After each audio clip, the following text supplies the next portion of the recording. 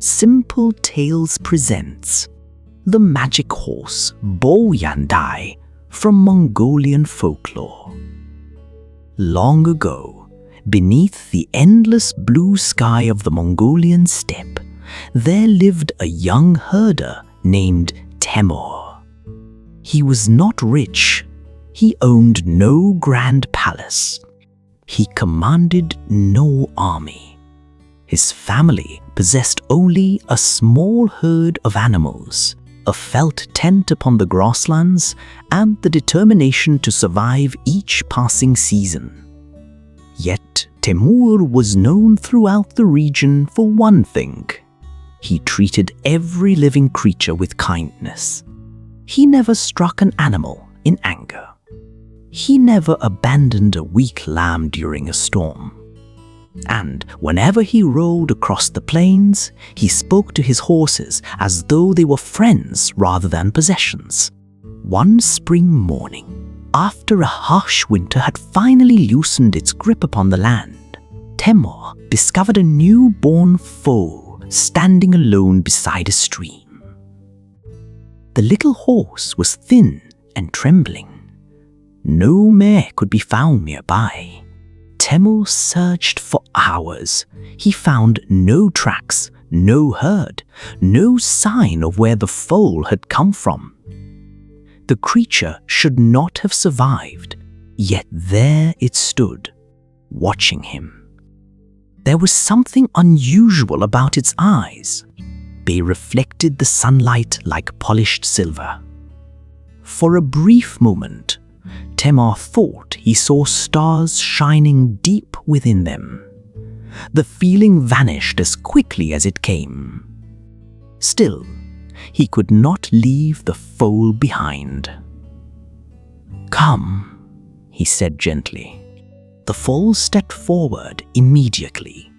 As though it had been waiting for him, Temur brought it home. He fed it, protected it, and gave it a name. Bo-Yandai. The foal grew quickly. Soon it became clear that Bo-Yandai was unlike any horse the herders had ever seen. He ran faster than older stallions. He never seemed to tire. His coat shone like silver beneath the moon. And sometimes, when danger approached, he seemed to know before anyone else. Once, wolves crept toward the herd under cover of darkness. Long before the first howl echoed across the plains, Bo-Yandai stamped his hooves and woke Temur from sleep. Another time, a sudden flood swept down from distant hills. Hours before the waters arrived, Bo-Yandai became restless and pulled Temur's herd toward higher ground. Again and again, the horse proved himself extraordinary. The bond between horse and rider grew stronger with every passing year. Then came the storm. It began as a dark line upon the horizon. By sunset, black clouds covered the entire sky. Lightning flashed. Thunder shook the earth. The wind roared across the steppe with such force that even the strongest horses struggled to stand. Temur raced across the grasslands, searching for scattered animals. Bo-Yandai carried him through rain and darkness. Then, a bolt of lightning struck a nearby hill. For an instant, the world became white, and in that flash, Temur saw something impossible. Great wings of silver light unfolded from Bo-Yandai's sides. The vision vanished immediately. Yet, before Temur could speak, the horse turned his head and spoke. "Do not be afraid." Temur nearly fell from the saddle. The voice was calm and deep, like distant thunder rolling across the plains. "You can speak," he whispered. "I always could, replied Bo-Yandai. The time simply had not yet come. The storm howled around them. Lightning flashed again. This time, the silver wings appeared once more. They were no illusion. They stretched wide enough to shadow the ground beneath them. Bo-Yandai lowered his head, hauled tightly. Then he leapt, not forward, upward. The earth dropped away beneath them. The grasslands became a green sea. The rivers became silver threads. The clouds swallowed them whole. Temur stared in wonder. Above the storm lay a sky filled with stars. The horse flew among them as though he belonged there. And perhaps he did. That night, Bo-Yandai revealed the truth. Long ago, he said, he had been born from the wind spirits who guarded the steppe. His destiny had always been tied to that of a human whose heart valued loyalty above power. That human was Temur. Before Temur could ask more, Bo-Yandai's ears flattened. Danger approached. Far to the east, beyond mountains and deserts, a shadow had awakened. An ancient demon called Urki Khan had returned. For centuries it had slept beneath the earth. Now rivers were shrinking. Grasslands were withering. Herds fled places they had grazed for generations. The steppe itself seemed afraid. If the demon was not stopped, darkness would spread across the world. Only one thing could defeat it: a sword of dawn hidden beyond the sky mountains. And only Bo-Yandai possessed the strength to reach it.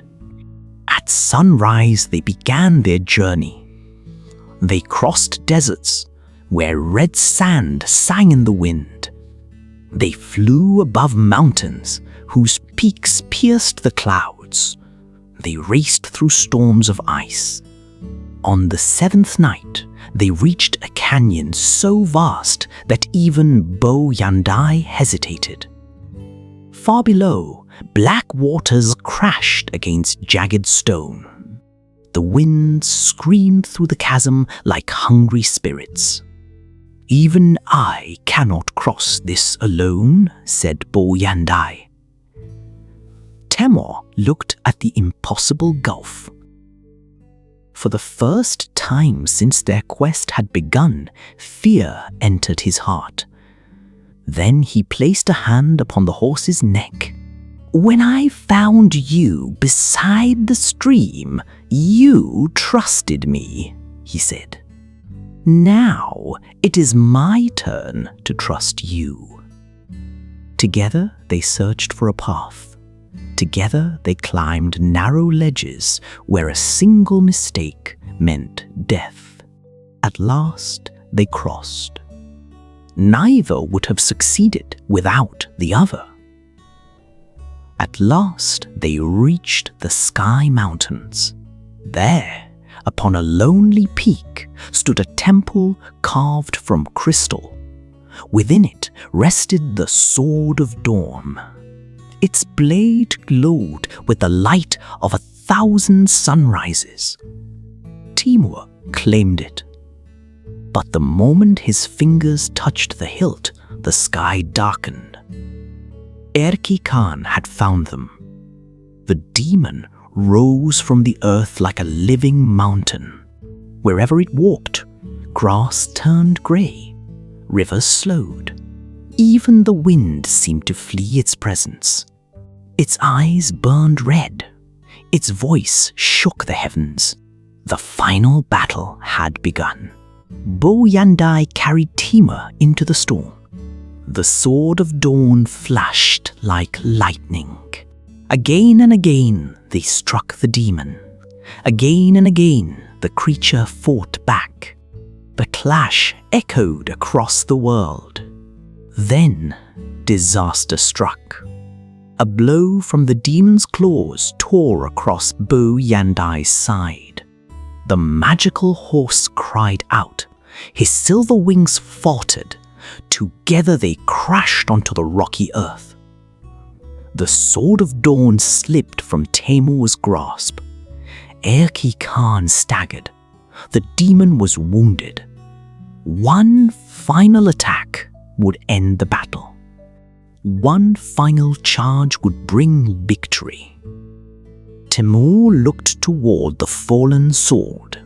Then he looked at Bo-Yandai. Blood stained the horse's silver coat. His breathing had grown weak. For a moment, Temur faced a choice.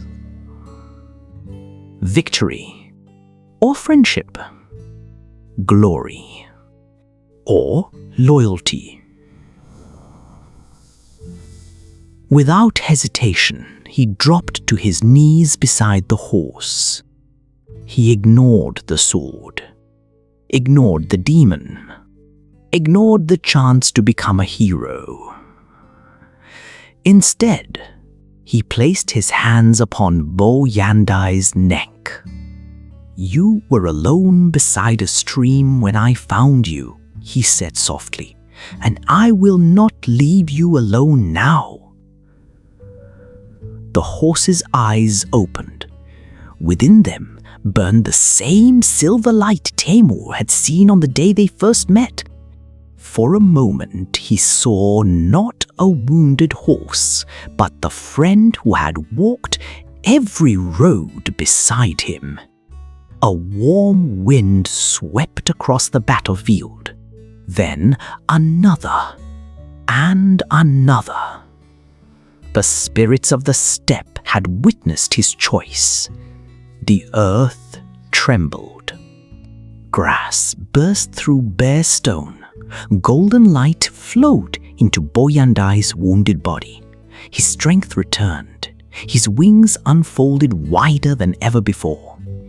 Bo-Yandai rose, not merely as a magical horse, but as the living spirit of the steppe itself. "Now," he said. Together they charged. The sword of dawn flew into Temur's hand. Horse and rider moved as one. One heart, one purpose, one destiny. Their final strike shattered the darkness. A blaze of golden light swept across the sky.